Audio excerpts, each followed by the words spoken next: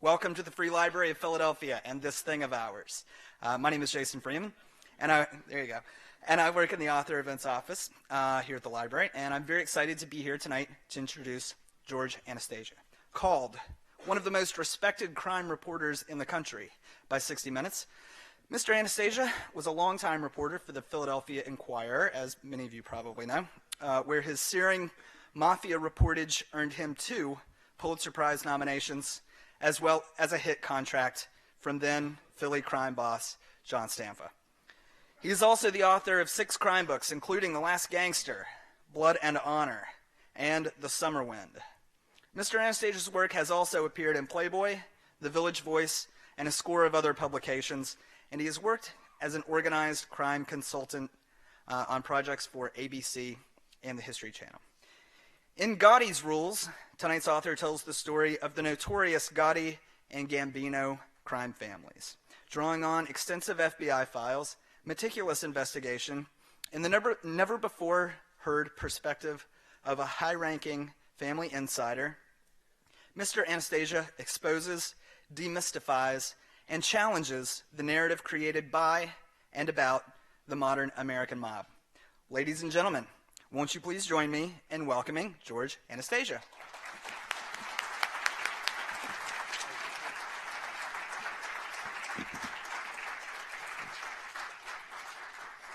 Thank you very much. It's a pleasure to be here. I thought what I would do I'd talk a little bit about the book and how it came together, and then we're going to have a Q&A afterwards. So I'm looking forward to that. Rather than just doing a monologue, we can have a little bit of a dialogue. This book is built around the life of John Alite, who was a close associate of John Gotti Jr. and a member of the Gambino organization. John could never be a made guy because he was of Albanian descent. But I think he had a perspective on the organization that deconstructs the myth of the Mafia and deconstructs the myth of the Gotti mystique, if you will. John Gotti Sr. was the face of the American Mafia at the end of the 1980s into the 1990s. He was a rather iconic figure. He was on the cover of Time magazine. He was in the gossip columns, the New York tabloids. And in many ways, he epitomized what the American Mafia was. And there's been a myth built up around the Gotti mystique, and I think this book, at least I hope it does, it deconstructs the myth of the Gottis, and more importantly, deconstructs the myth of the American Mafia. It's not about honor and loyalty. I'm not sure it ever was. If it was, that probably was a situation that ended 2 generations ago. It's about treachery and deceit and greed, and about grabbing all the money that you can while you can, and taking advantage of as many people as you can while you're going about that. The book is titled Gotti's Rules, and that's kind of a play on the irony that John Alite experienced. There were protocols, things that you were supposed to do if you were a member of the Gambino organization, rules to live by, and rules that if you didn't follow, you could be and would be killed. But the rules didn't apply if your name was Gotti, and that's one of the reasons that we came up with the title of that book, to play off of that. A prime example of one of the rules was no one was supposed to deal drugs, and if you dealt drugs, you could be killed. The corollary was if you were dealing drugs, you had to be kicking up to John Gotti because he was the boss. And John Alite will tell you that he generated millions of dollars for the Gambino crime family, for Gotti Sr., for Gotti Jr. He ended up with several $1 million in his own pocket, and many millions more in the organization's coffers. This idea that the mob doesn't deal drugs is a fiction created by Mario Puzo and perpetrated by it was a wonderful book and there were wonderful movies, but they were fiction.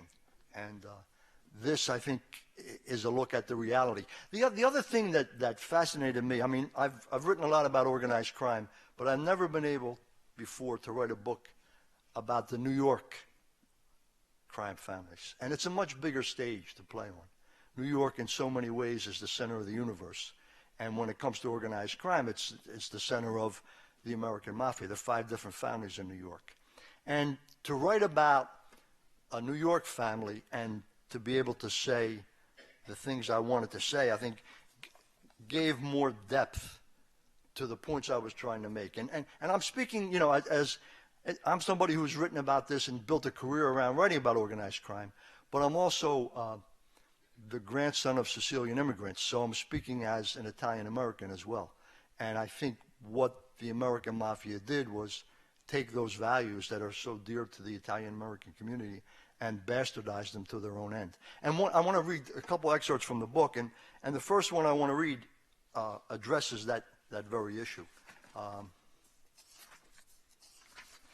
You know, the American Mafia has basically come apart at the seams, and there's a lot of different reasons why, and I think the story of the Gottis helps explain that. But this is from the prologue of the book. It could be argued that Cosa Nostra was on the way out even before the Gottis got on stage. Second and third generation Italian Americans, in fact, make lousy gangsters. The best and the brightest in that community are now doctors, lawyers, educators.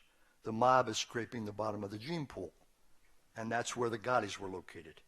Add more sophisticated law enforcement, high-tech electronic surveillance, and the RICO Act, and it's clear that the deck was stacked against the American Mafia. Throw in the death of Omerta, the code of silence that was the foundation for the wall of secrecy that once protected the honored society. And also consider this. The Mafia was always a front, a facade, a fugazi, if you will. Mario Puzo, Francis Ford Coppola, and Martin Scorsese have built stories around the life, and the public has developed a perception based on those wonderfully written, directed, and acted fictions. The reality is that if there ever was a nobility and honor, and I'm not sure there was, it disappeared 2 generations ago. The American Mafia took the value system of the Italian American community and bastardized it for its own benefit.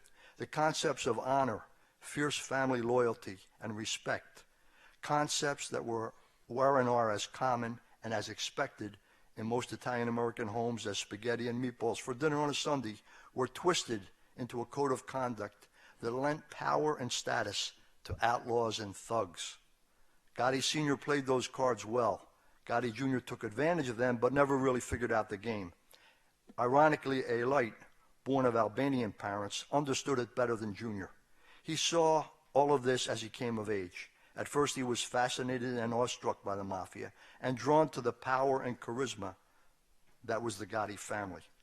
Then he was abused by it, and finally he broke away from it. Did he become a witness to save his own skin? Without question. That's part of his story. But there is so much more. I met John about 2 years ago. I got a phone call. I was driving in my car. I guess I had already retired from the Inquirer, and I was doing a lot of freelance work, and I got a phone call one afternoon, and he introduced himself on the phone, and he said he'd like to meet. He had a story that he wanted to tell. He had tried to put together a book deal. It didn't work out. He knew of me from having lived and moved around down here in the 90s. He was on the fringes of the Philadelphia underworld, but he had a lot of things going in the Philadelphia area. So we met. We had coffee. We met at the Marlton Diner on Route 70 over in South Jersey.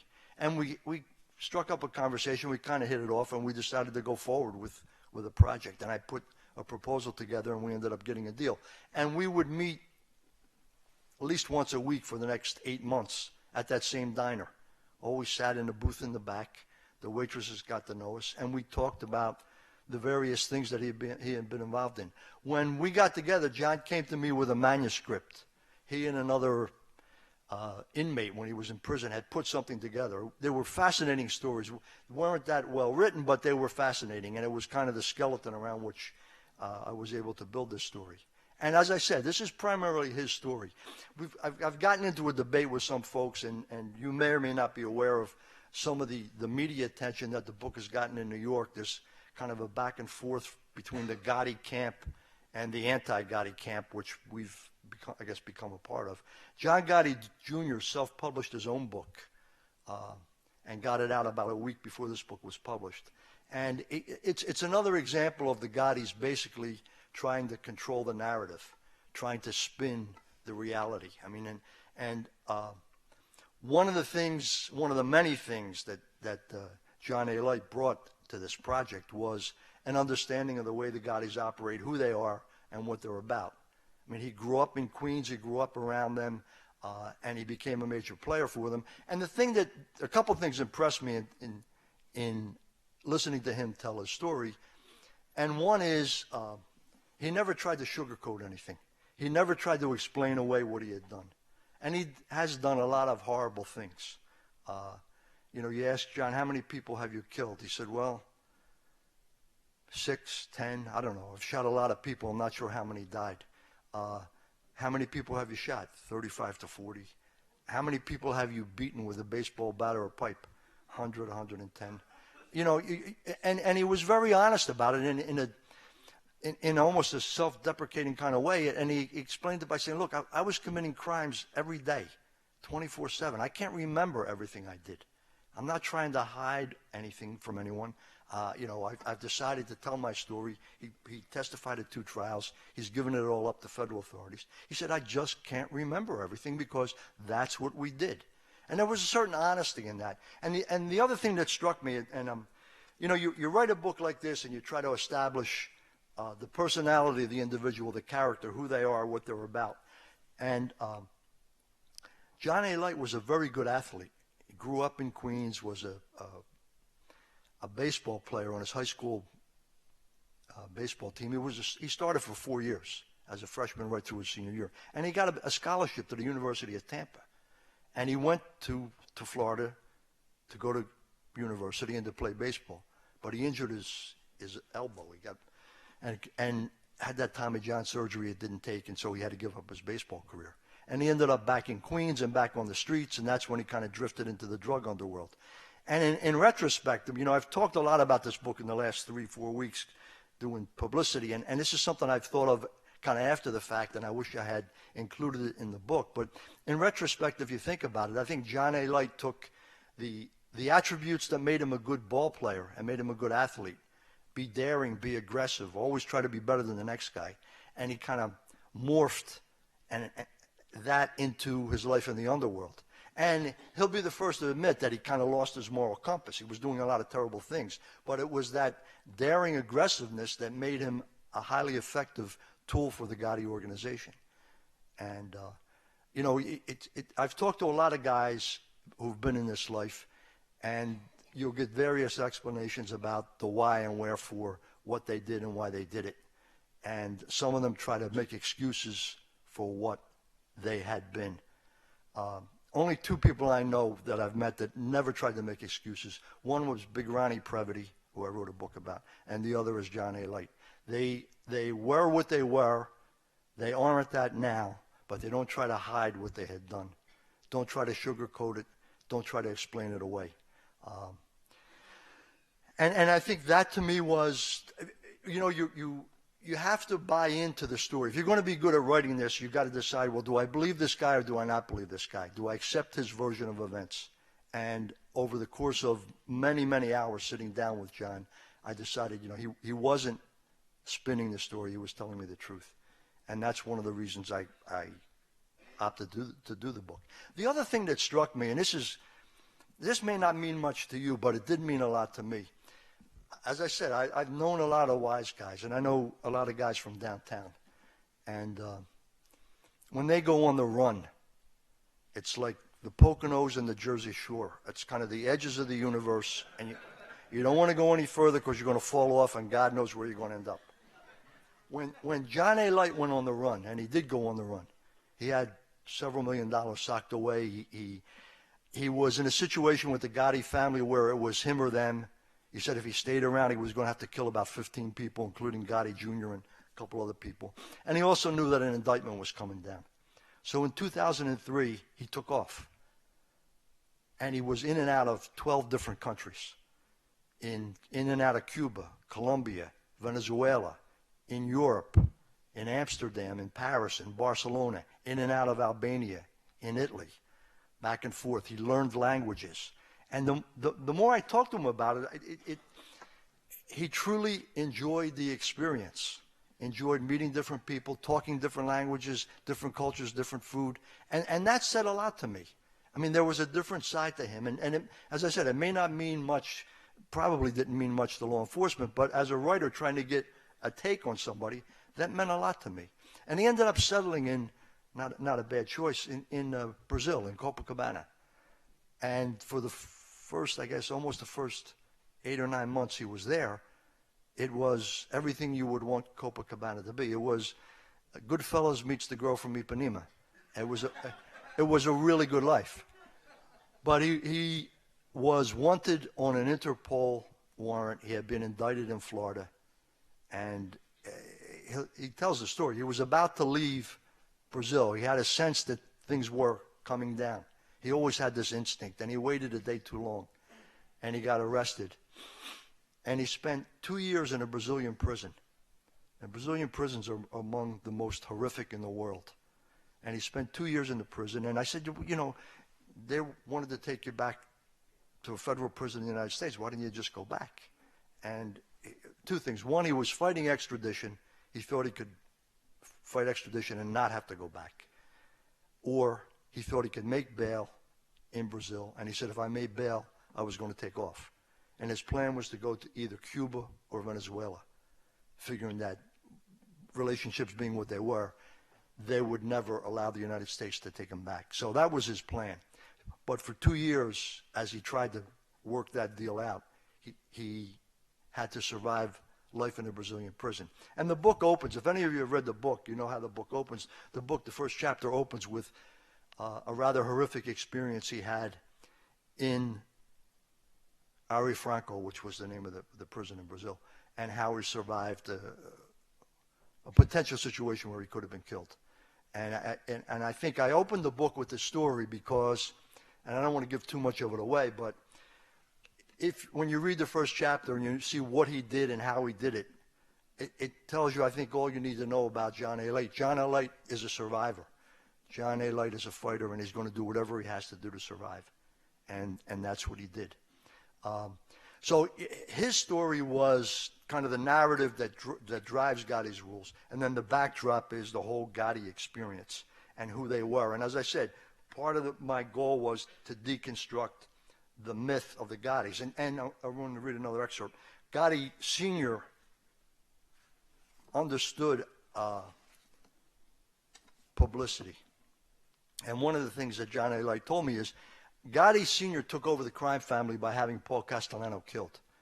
And it was clear in the underworld and also in law enforcement that there were at least some members of the New York underworld, particularly those with the Genovese crime family, that were going to go back at Gotti and the people around him for killing a mob boss. It's just something you just don't do. That's another one of the ironies of the Gotti's rules. You know, you got all these protocols, and the first protocol is don't deal drugs, but Gotti and his associates were dealing drugs. And the second protocol is you don't kill a mob boss without permission of the other mafia families, but Gotti didn't care, and he took Castellano out.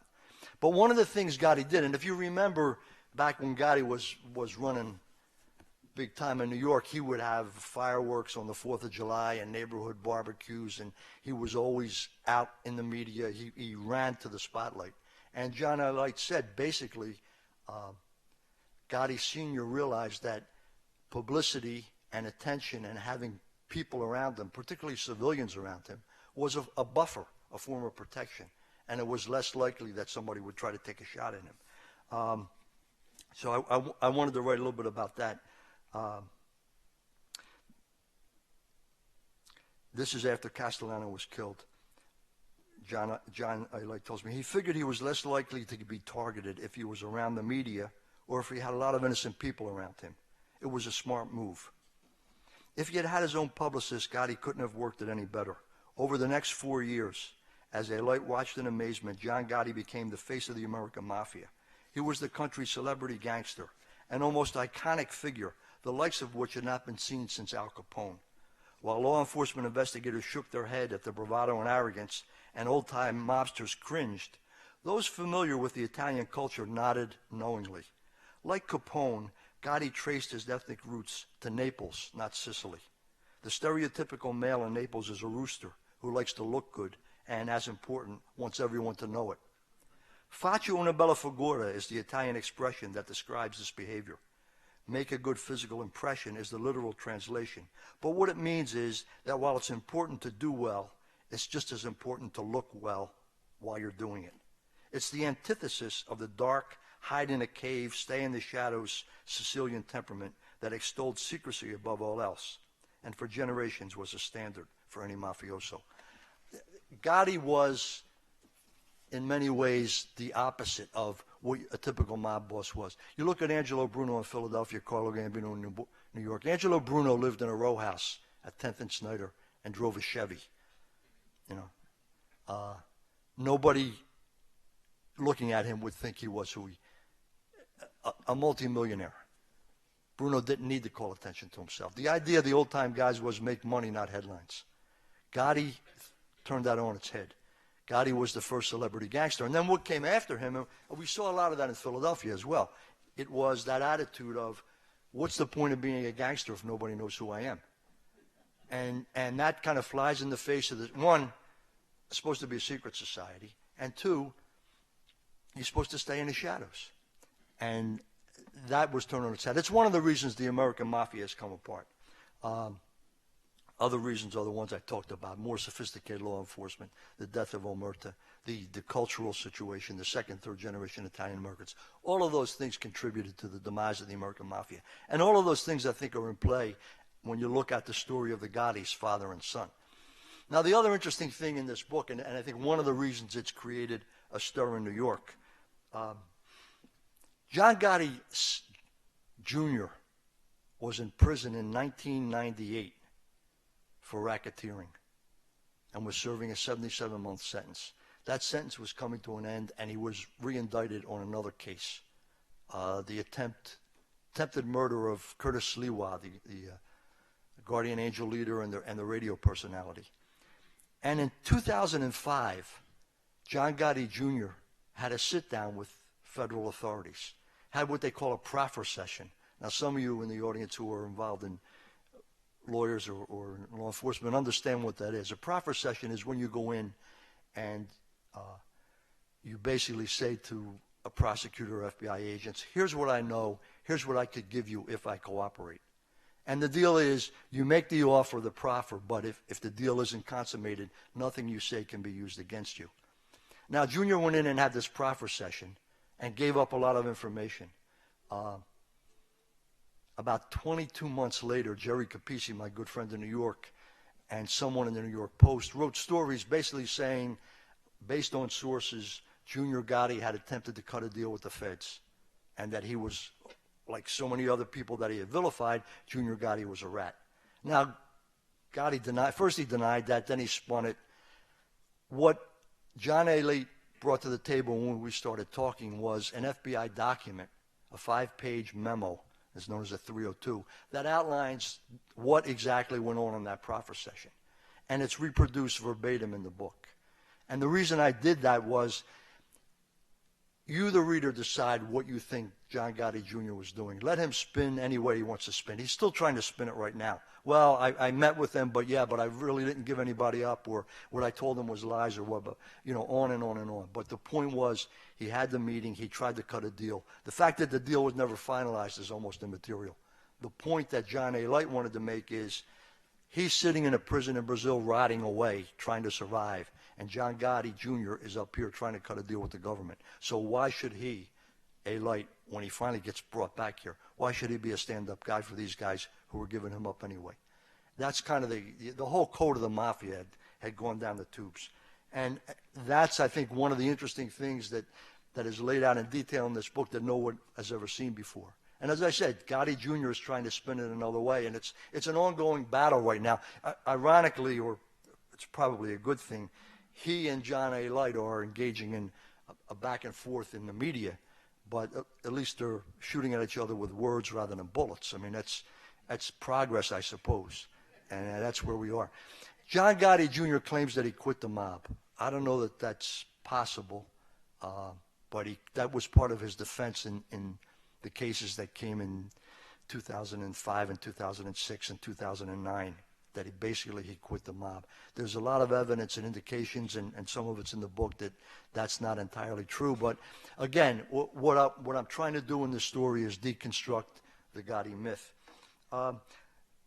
So many other things that are, the ins and outs of mob life, and the one thing that always fascinated me was, the role of women in the world of organized crime. And I saw a lot of it in Philadelphia, and John Alite saw a lot of it in New York. And there's a lot of different stories about relationships and who was with whom, and also the role of wives. And John Gotti Sr.'s wife, Victoria, was one tough lady. And, you know, say what you will about her, and a lot of positive and negative have been said about her, but the one thing I think you have to acknowledge is that her husband, John Gotti Sr., spent a lot of time in prison when her kids were growing up, and she raised her children basically on her own, and you have to give her credit for that.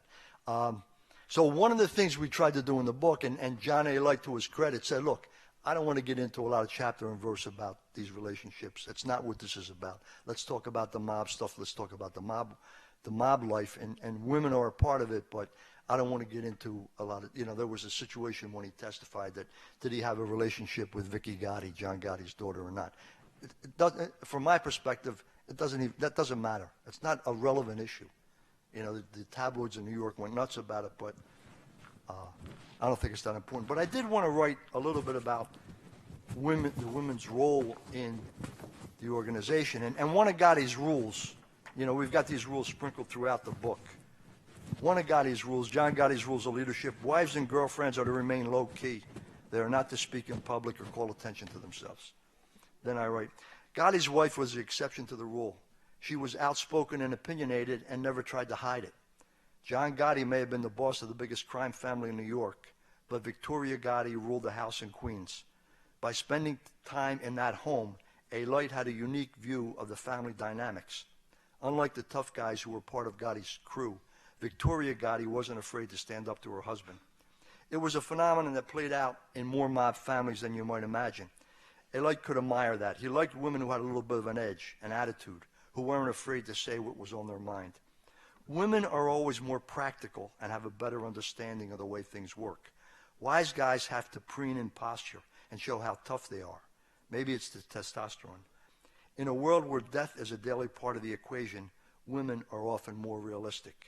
There's a classic story about a mob hit in Philadelphia and the response the daughter of a jailed mob underboss offered unknowingly on an FBI wiretap.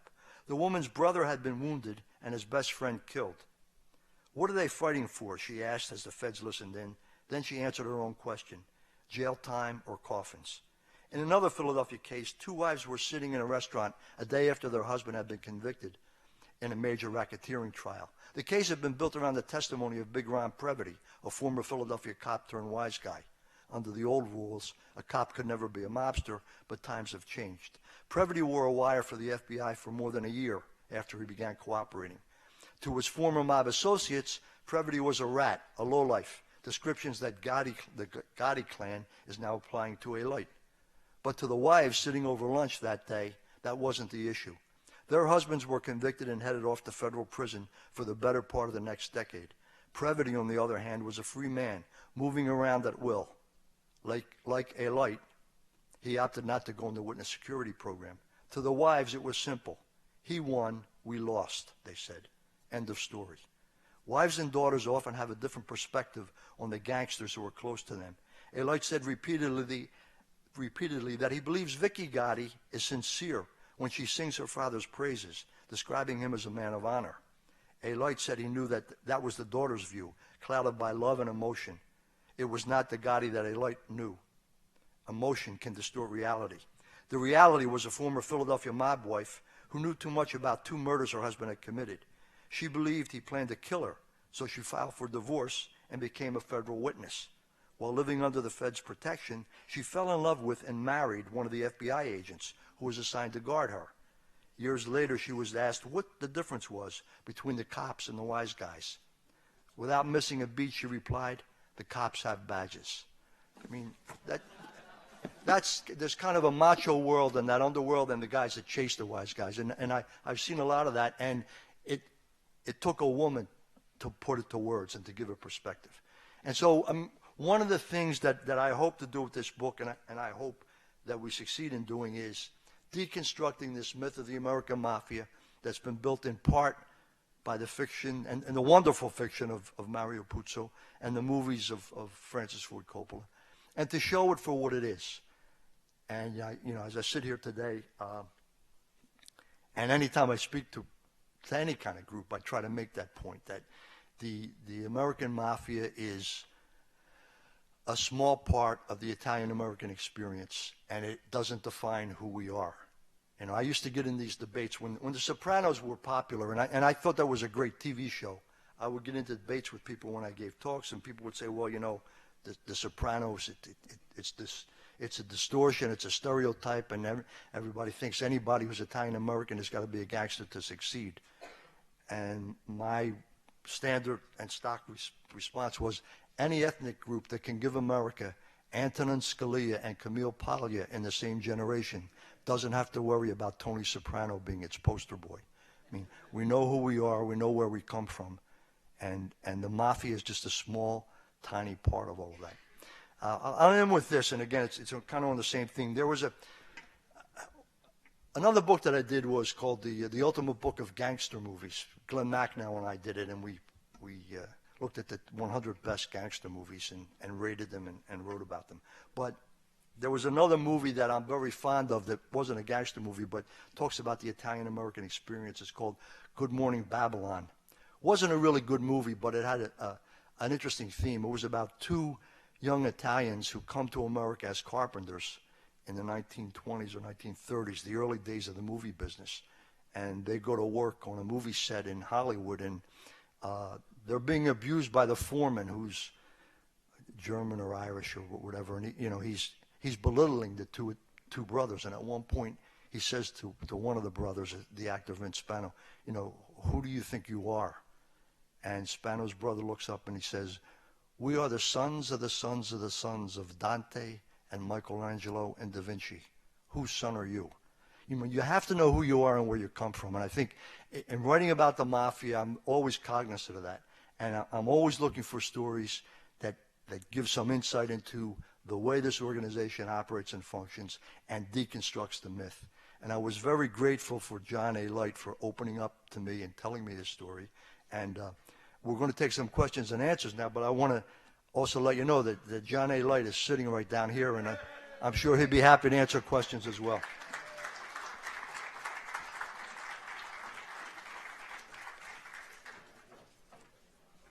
Thank you. That was wonderful.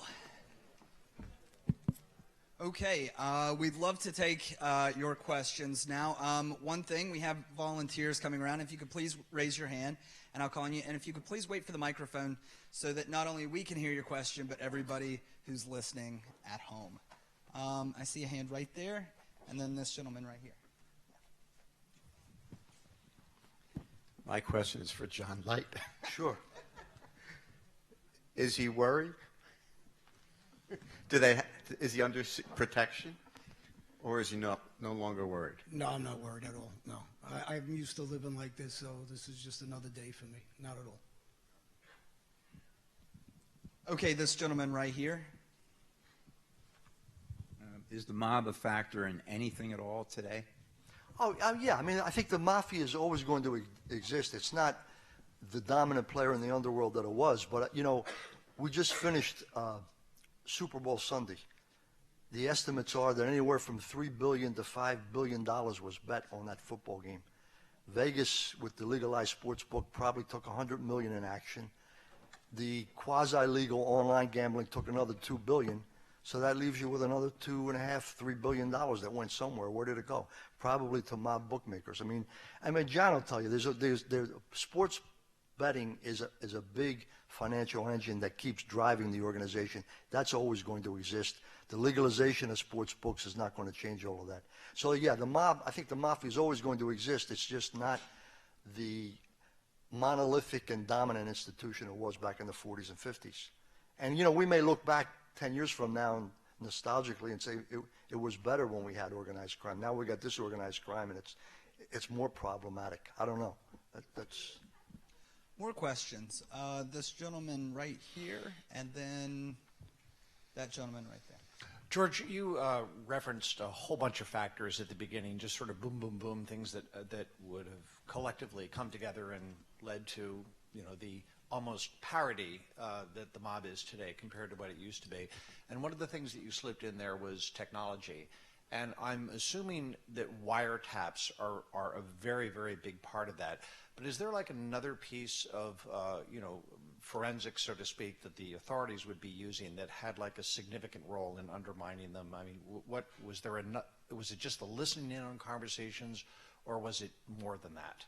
I think it was a combination. The highly sophisticated electronic surveillance is one thing, but people hear about the RICO law. I'm not sure they understand what the RICO law is, racketeering, influence, and corrupt organizations. And that changed the whole dynamic of what was going on. In the past, you could be a bookmaker and you get arrested for bookmaking and gambling, and you're looking at a 2-year sentence. So you're going to take a hit, go to jail, come back, they'll take care of you. If you put bookmaking into a RICO conspiracy, and it becomes what they call a predicate act, then the stakes are higher, because now it's part of a racketeering enterprise, and instead of looking at 2 years, you're looking at 20 years. So I think RICO had a big part in that. And the other thing was the witness security program, the ability for guys to go into hiding and to survive and to live. Back in the 40s and 50s, it was assumed you were sentencing yourself to death if you gave it up about the mob. There's that great story about Kid Twist, Abraham Rillis, the Jewish gangster in Brooklyn who was going to testify against Albert Anastasia, no relation, and Murder Incorporated. And he was being held in the Half Moon Hotel on Coney Island on the 6th floor under police protection. And prior to the trial, he took a header out the window, and nobody quite knows why. But the story on the streets was Kid Twist was a canary. He could sing, but he couldn't fly. I mean, that was the perception. If you turned on the mob, you'd end up dead. It's not the case today. And all of those factors contribute, but RICO is a big part of that as well, and the penalties that it brings. Sir? If you could use the microphone, please. You think the casino regulations that were put in place because of the concerns about the mob by Stephen Persky, by Governor Byrne, in the end allowed casinos to flourish elsewhere outside of Atlantic City by legitimizing casinos, but also made New Jersey casinos less flexible about how they enforce things, contributing maybe to part of what has happened in this last year for casinos in Atlantic City? I don't think it was regulations that caused Atlantic City to falter. I think Atlantic City dropped the ball when they had a quasi-monopoly, didn't take advantage of that, and it was just a matter of time before other jurisdictions got casinos because of what it does in terms of generating income for the community. So no, I don't think Atlantic City was over-regulated. I think it was more a case of they had a situation and they didn't take advantage of it. And each casino was an economic island for a while, and nobody really cared about the city. And that's what happened. And now they're paying the price for that. I don't know that they can turn it around. This gentleman here, and then the gentleman back there. Somewhat of a humorous question. Did you ever see the show Lilienthal? I'm sorry, what was the show? Lilienthal. No. And it dealt with one of the Soprano characters who was put in the witness protection program, and he said, "Where do you want to go?"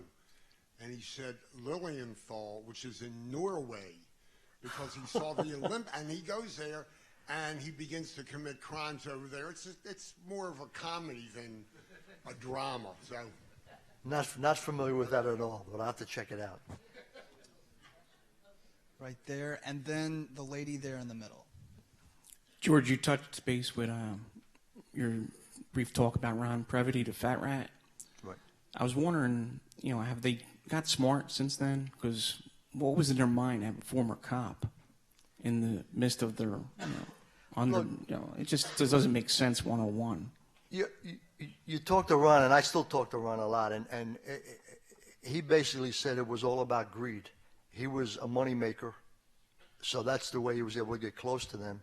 And even after there was Stanfa and those guys were indicted, he was able to shift over to Merlino and Natalie. And the reason he was able to do it was he said, "I always brought them an envelope," and so he was bringing money. It was FBI money, but he was bringing money, and that's what's happened. I think, and again, I don't want to glamorize what it used to be, but if the mafia ever was a way of life, and I'm not sure it was, but I think maybe guys in the 30s and 40s, some of them bought into that. The Mafia was a way of life, men of honor, and you stand up and you don't give it up. In the Scarfo and Gotti era, the Mafia became a way to make money. And so guys who got jammed up made a business decision. How do I cut my losses? And they became cooperators. I think that's part of the dynamic that played out.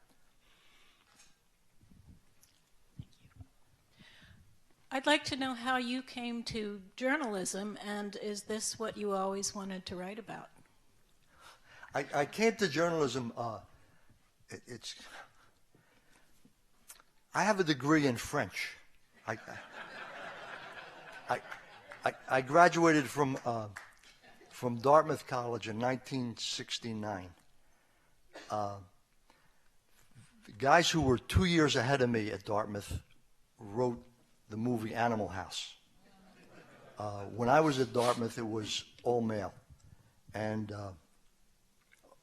this weather we're having now would come in November, and you wouldn't see the ground again until May. So I spent a semester at foreign study in Montpellier. And I liked it a lot. And this is a long answer to your question, but it'll get back to journalism. So I went back to Hanover, and I said to the people up there, I'd like to go to France again. And they said, well, we've only got one foreign study program. If you went a second time, you'd have to do independent study. And the only way you could do independent study is if you majored in French. So I said, all right, I'll be a French major. God bless my mother and father. They said, So I spent another semester in Toulouse in the south of France. And this is 1967, 1968. This is before email, before the internet, before the social media. The only way you communicate at home is you write a letter or you make a very expensive phone call. And that second time I was in France, I didn't have to go to class, and I spent a lot of time in cafes, living the expat life in my head. And every day I would buy the International Herald Tribune to read about what was going on back in America. And that's when I became fascinated with newspapers. And the thought occurred to me, I'd like to try this as a career. And I came out of Dartmouth.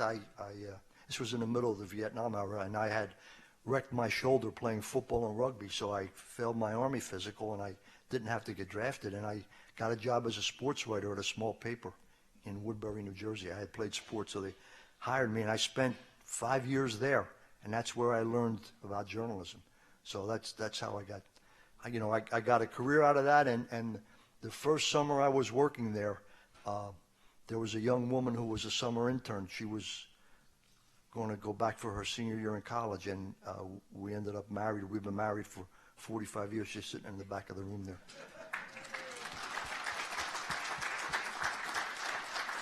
So it was a good experience.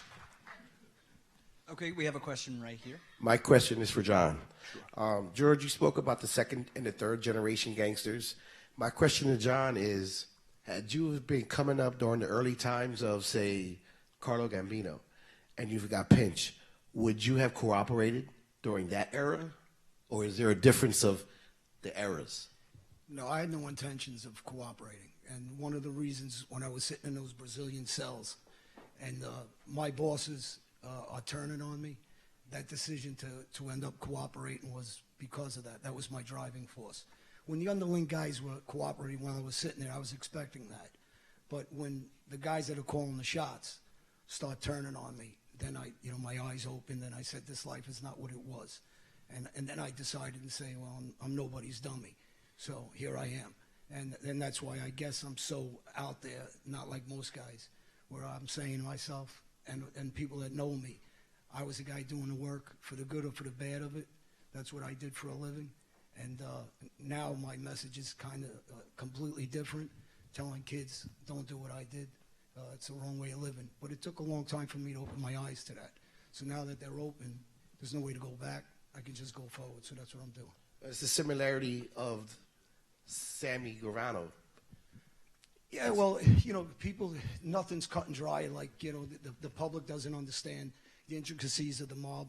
So the public is Sammy's a rat. Now, if somebody sits down and has a discussion and you're in a kitchen with me and we assume that kitchen is bugged, and I blame everything on you of being infidelities to your wife or to somebody, and I just blame everything. You know I'm giving her that message of what you're doing. John Gotti Sr. knew what he was doing. So Sammy said what he said was one of the smartest things I heard a guy say is, well, it's a game of chess. I checkmated him. So. Wonderful questions so far. Thank you. This gentleman here, and then the gentleman in the sunglasses back there. Here, Mike. Where do you get the mic? You mentioned how so many of the movies, et cetera, are really fiction, are about mafia. Like you mentioned, like Puzo and Francis Ford Coppola. Are there any movies or TV shows or anything that you think are really an accurate depiction of mafia life?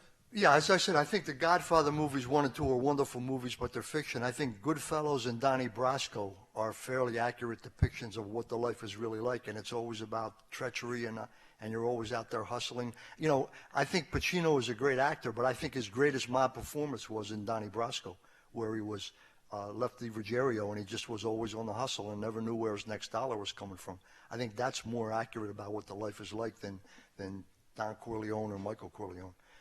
Just as an aside, and a plug for Dartmouth, Michael Corleone in the novel was a graduate of Dartmouth College.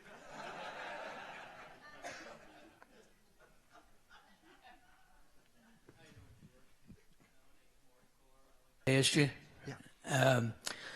You were talking about sports and how much betting there is. And there was a book that came out in 1980s, Interference, and it was letting a lot of information out about sports, about fixing. It was only out for about 3 weeks, and they took it off the market. And that Interference 2 come out in the late 90s, and they took it off the market again. And you were just talking about sports betting, millions and billions of dollars. That Super Bowl was the shadiest Super Bowl I've ever seen. And in 1978, another shady game, the Philadelphia Eagles, they called the Miracle of the Meadowlands, 17 seconds left. And they hand the ball off to Larry Zonka, tried to, and he plays a good acting part. And Herman Edwards picks it up and runs it in. That game had to be the biggest fixed game in the 1970s, no doubt about it. And there's been many games. Not every game in sports is fixed, but a lot of them are. And definitely, in my view, following sports over the last 45 years and playing them, that Super Bowl was definitely fixed. No doubt about it. And like you were saying, billions of dollars tied up in that. And it's a shame for the fans. It really is. Because the betting came back in. Seattle was favored, then the Patriots were favored, and then the money was on the Patriots. And then it seemed like Seattle was laying down at the end of the game. The running back wasn't doing his job. Quarterback wasn't doing his job. The defense fell apart.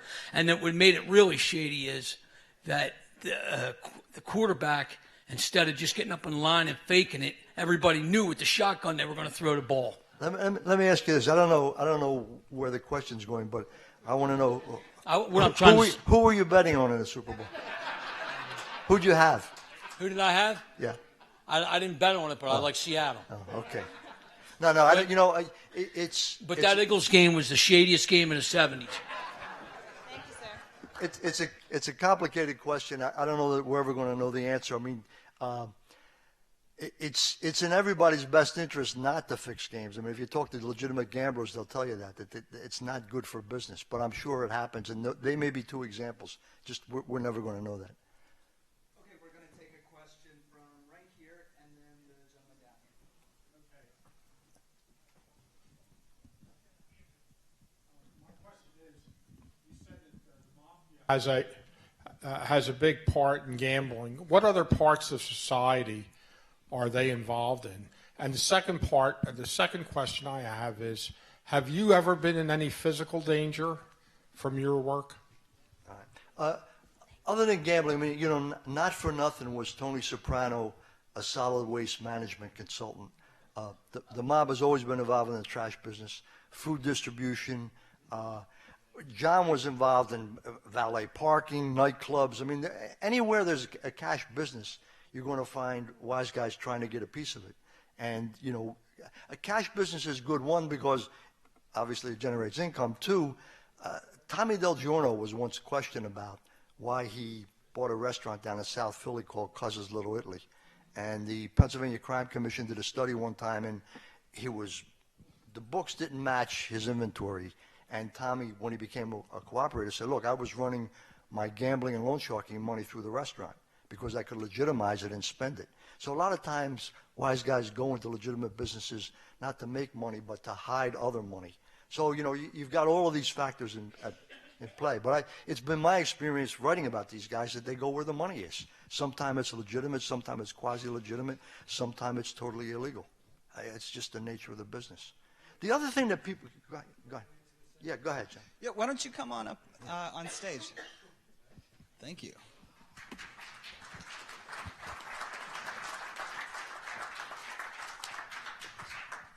As far as George being in danger, when we would meet at the diner, he would sit at another table, we'd pass notes.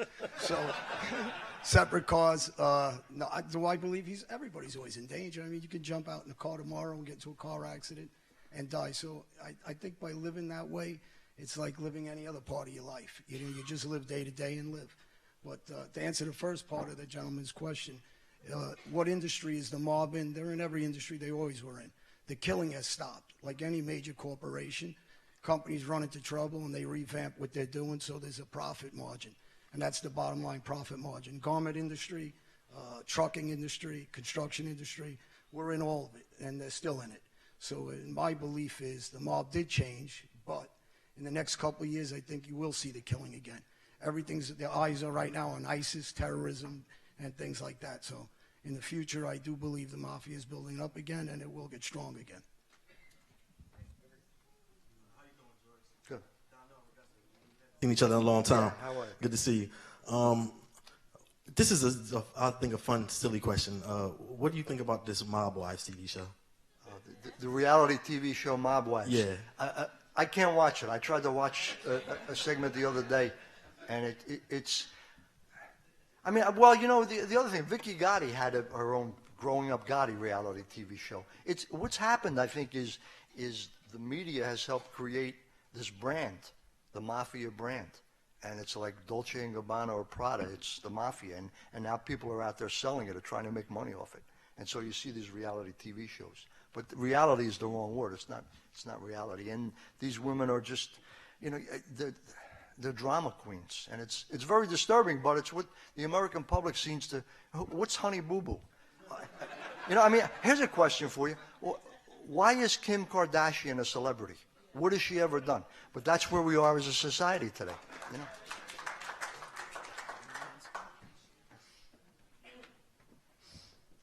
Question is for George. You said that, well, I know from reading the book that Stanfa had someone that was going to throw grenades through your window. Yeah. I'm curious to know how that conversation reached your wife. Was that over like a plate of meatloaf, or like, you know, like, hey, honey, guess what was going to happen in the early 90s? And the second question is for John. Was the warden of the prison in Brazil, did you ever have a chance to actually confront him face-to-face after he, without giving too much away, sent those people? I'll answer the first question. I mean, John Stanfa put a hit out on me. It never happened. We found out about it 2 or 3 years after the fact. And by that point, it was a news story, but it wasn't anything that we were concerned about because he was in jail and it never happened. And I think it was an aberration because Stanfa had been born and raised in Sicily, and in Sicily, they kill prosecutors, they kill judges. If you're not with them, you're against them. I think the local guys, some of them may not like me, but they realized you create more problems than you solve if you go after a reporter. And, I mean, Gotti Jr., when he went after Curtis Lewa, created a slew of aggravation and problems for himself and the people around him. I'll let John answer the other one. Can you repeat that question, the second part? I didn't hear the end of it. Yeah, the question was, when the warden in jail in Brazil, I was reading, sent a couple individuals your way. After that incident happened, did he ever come to you face to face? Did you ever actually see him in person to confront him, or vice versa? You know, just to clarify, so people that don't know some of this story, I wrote several letters to the American consulate that would come to my prison, and they would bring gifts for the warden. But the warden you're speaking about is actually the acting warden that took over. A new warden came in, and he executed that warden, walking to school with his child. His child was about 8 years old. So Brazil people really don't understand the system there. They make 400 or 500 the guards a month. So there's, all kinds of corruption. The new warden tried to clear up that corruption, and that wasn't going to happen. So before I did what I did write several letters to people that questioned. I spoke to George about if anybody's really interested in getting those letters. I write several letters saying I'm going to kill the warden prior to him killing me. I'm not going to be like everybody else. So those letters got to be on file in the American consulate in Brazil. They were bringing gifts like bottles of wine to him. So, I did confront them. I was speaking to the American consul people in Portuguese. I changed that conversation into English, and he confronted me. Most inmates get those visits downstairs in like a dungeon setting. He made me have my visits in front of his office so he can watch me. Not because it was just me. There was a group of international guys, very famous group of guys, that were together with me, and we were challenging that warden.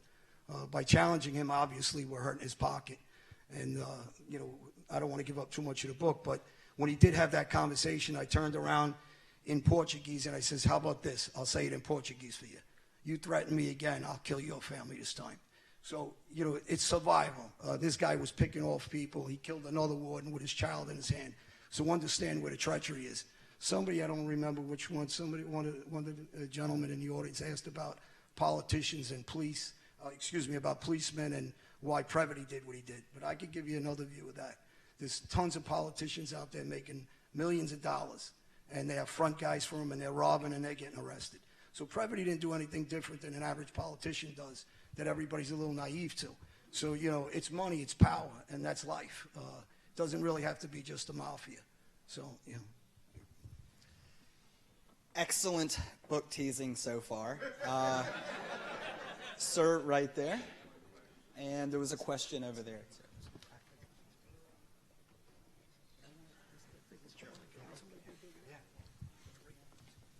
Mr. Anastasia, one question. You said you started your journalism in Woodbury? Woodbury, New Jersey, yes. Right. Did you come in contact with Bob Shyrock? He's the fellow who hired me. Wow. Yeah, oh yeah. I know him personally. Yeah, he hired me. One other question. This may not be a proper question. I'm curious how strong the mob is in Philadelphia. How strong it is in Philadelphia? I think it's a shell of what it used to be, but I think it still exists. And if you want to go downtown and place a bet, you're going to be betting with somebody probably connected to the mob. If you need to borrow money and you can't get the money through normal channels, you'll probably be borrowing money from somebody connected to the mob. But it's not the power that it was. And I don't think it's ever going to be. But it's always going to exist. I thought I saw a hand over this way somewhere.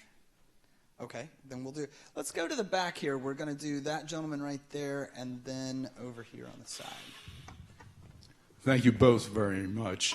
Mr. Anastasia, what changed in the Philly mob, and why did they kill Angelo Bruno, who had been around forever, basically? Why was Angelo Bruno killed? I think there were two reasons at least. One is casino gambling had come to Atlantic City, and people within Bruno's organization thought he wasn't taking advantage of the opportunities. He was letting other families go into Atlantic City and make money. The second thing was this business about drugs that we had talked about. Bruno didn't want anybody in his organization dealing drugs. And it wasn't that he had a moral compunction about drug dealing. I mean, he worked for a guy named Long John Mortorano, who was one of the bigger meth dealers in Philadelphia. But Bruno was richer than God and didn't need the money that narcotics could bring, and he didn't want the aggravation that would come with narcotics. And so his consigliere, Tony Bananas Caponegro in Newark, was a big heroin dealer and was doing it on the sneak. And Caponegro decided that he wanted to take Bruno out. What had also happened at that time, you may remember, there was a restaurant in Cherry Hill called Valentino's. Was run by Rosario and Giuseppe Gambino. They were Sicilian cousins of Carlo Gambino. And they were part of what later became known as the Pizza Connection, the infamous Sicilian heroin operation. And the Gambinos set up shop in Cherry Hill in Valentino's, and Bruno welcomed them to the area. And there was a situation Easter Sunday of, I think, 1979, where he invited them to his house for Easter dinner, which is a fairly significant honor in the Sicilian family. You have somebody over for Easter dinner. And the guys within Bruno's organization assumed, and I think rightly assumed, that Rosario and Giuseppe Gambino were going to go have dinner with Angelo Bruno, and they're going to be bringing an envelope with them, and that was drug money, and Bruno was happy to accept that money. So Caponegro and those people saw Bruno as a hypocrite, and Caponegro thought he had the Mafia commission approval to kill Bruno, and he either carried out the hit himself or he had people carry it out. But it was a double cross, and he ended up getting killed as well. But I think that's the reasons Bruno got killed. I saw another, yes, back there, the lady in the back there. Hello, hi. I just have one general question. I just came in on the conversation, and I just wanted to know if you can repeat your names for me and the title of the book, so I can be clear. I'm actually recording this. That's John Alite. Thank you. And I'm George Anastasia, and the book is called Gotti's Rules. And I'm John Alite. Nice to meet you. Okay, we have time for one more question. Let's make it a good one from sir right there. Yeah, with your hand up, if you could take him the microphone. If you could wait for the mic. John, two questions about Cuba. First of all, I'm really surprised to hear that you wanted to go to Cuba, because the Cubans, when Fidel Castro became in power, threw the mob out, and I would think that you would still be a leftover from Batista in his eyes. And second of all, now it looks like we're getting to normalize relations between the two countries, how fast will it take until the mob gets into Cuba again? First, I made the decision to go to Cuba for several reasons. One was when I was in Colombia and some of the other countries, I went to West Africa. I picked up some passports. And when I get into Cuba, it's to lose the tail of any kind of Interpol that's monitoring me before they have the arrest warrant. So that's the first reason I go into Cuba. The second is the banking system. I sent the money in through Canada to Cuba, and they don't stamp your passports. So once I'm in there, I can pick up money, I can move around, and I can go to another country from there. I had hooks through different immigration offices, and I had money set up through the country, different areas I wanted to go to. Albania, one, being from Albania descent, I had cousins there. So I set up some money, different funnels of money in different countries. So I moved from where I had my money set up. So those conscious decisions. As far as the relationships of do I think the mob is going to go back, that's a question that where there's money, like I just said earlier, there's people that see opportunity, there's power. It doesn't have to be just the mob that walks in. There's tons of businessmen that came into the government when, when the money was lent to these major corporations and they pulled up in airplanes, with their private jets. So where there's corruption, where there's money, there's corruption. And do I believe, of course, the mob's going to be there and every other organization is going to be there for drugs and every other opportunity to get that money flowed in. As you know, Panama was big in Cuba years ago. So I think that canal is going to open up different relationships back in Cuba with drugs. So, opportunity, again, brings money. So that's, I believe, yeah. Okay, from John Gotti to Kim Kardashian to majoring in French to the Cuban banking system, we've covered a lot of ground. So we're having a book signing upstairs in the main lobby. But before we all head there, could you please join me in thanking George Anastasia and John Alite?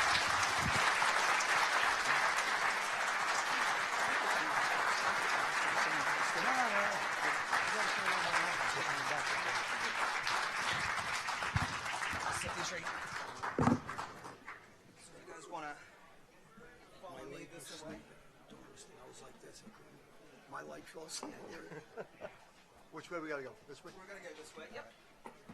Thank you.